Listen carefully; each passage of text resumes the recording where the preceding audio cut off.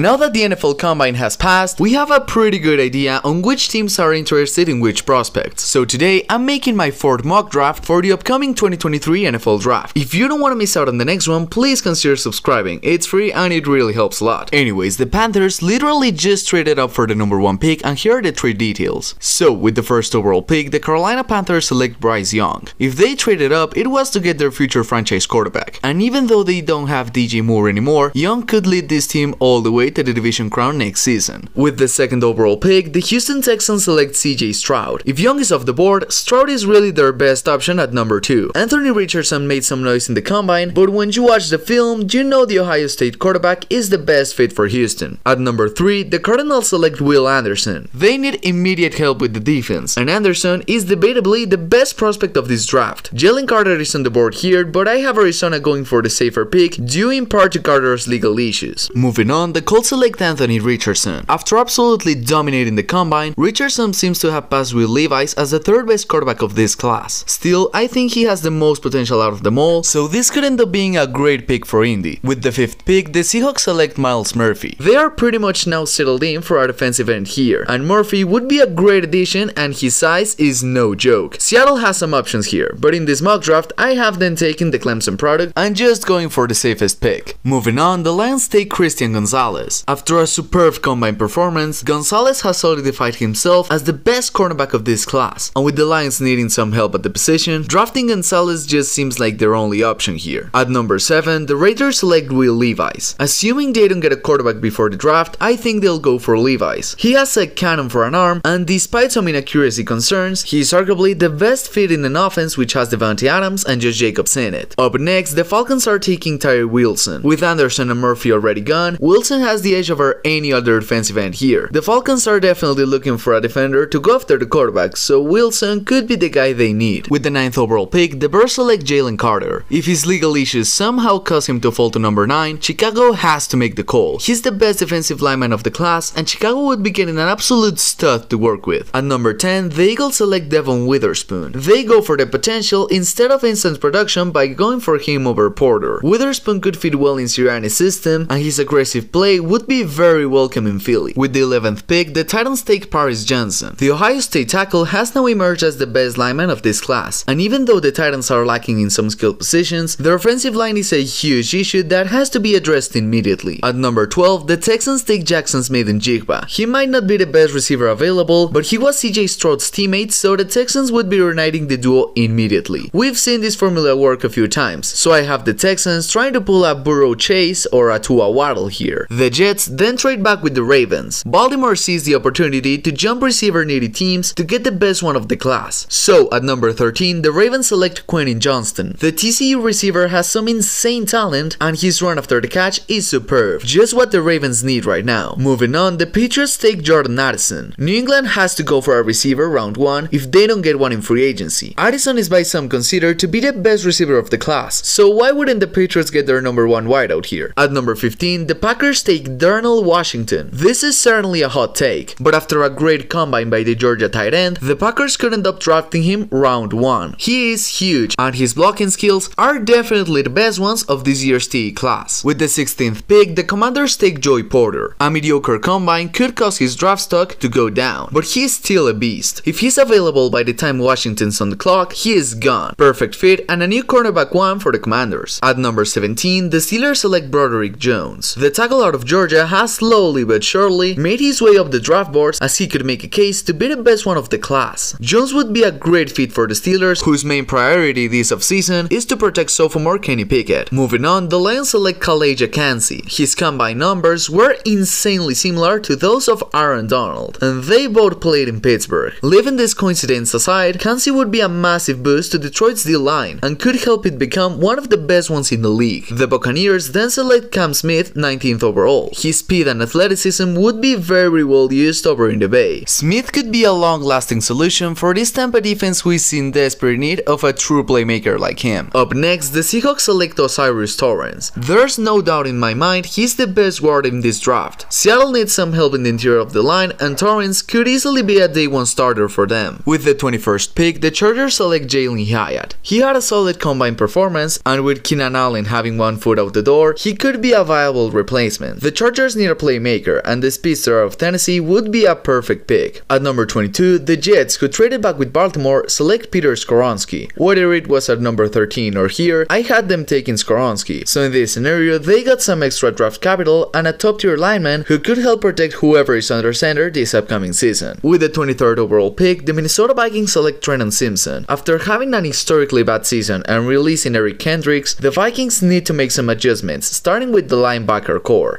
Simpson would provide unmatched explosiveness as well as versatility to this squad. At number 24, the Jaguars select Kelee Ringo. He has some insane talent, and not only does he succeed at pass coverage, but he's also a solid tackler and run stopper. Ringo would give this defense the spark it needs to be one of the best ones in the league. Moving on, the Giants select Deonte Banks. The cornerback out of Maryland hasn't made a lot of noise this draft season, but he showed off in the combine. His draft stock is through the ceiling, and with his tape being pretty solid, I think the Giants could take him round 1. Up next, the Cowboys select Josh Downs. He's arguably the best receiver on the board, and the Cowboys do need some help at the position. Downs is as good as a route runner as they come, and his acceleration gives him an element Dak Prescott would love to take advantage of. At number 27, the Buffalo Bills select Brian Branch. The Alabama defensive back would fill in perfectly for Jordan Poyer, assuming he departs in free agency. He's incredibly versatile, and Buffalo's scheme would be a smooth transition for Branch. Moving on, the Bengals select Nolan Smith. He was projected to be a mid-round 2 prospect, but after absolutely dominating the combine, he is now expected to be taken round 1. He fills a hole in Cincinnati, and his athleticism could help this defense become elite. With the 29th overall pick, the Saints select Zay Flowers. Despite New Orleans getting Chris Olave last year, their receiving corps is still weak. Flowers would provide speed to an offense which doesn't really have a lot of weapons, and now that they got Derek Carr, they need to give him some more options. At number 30, the Eagles take Bijan Robinson. Either him and Sanders are a deadly duo, or he takes over the RB1 spot in Philly. If Robinson is there at number 30, the Eagles must not hesitate to take who could easily end up being the best running back of this year's class. And finally, the Kansas City Chiefs take Lucas Van Ness 31st overall. His draft stock has been rocketing without stopping, and the combine just helped his case even more. Van Ness, aka Hercules, has some insane potential, and even though he's probably not a top 5 defensive end just yet, he could end up being the best one of the class if put in the right situation. Anyways, if you like this mock draft, subscribing is a great idea so you don't miss out on the next one. Thanks for watching and see you soon.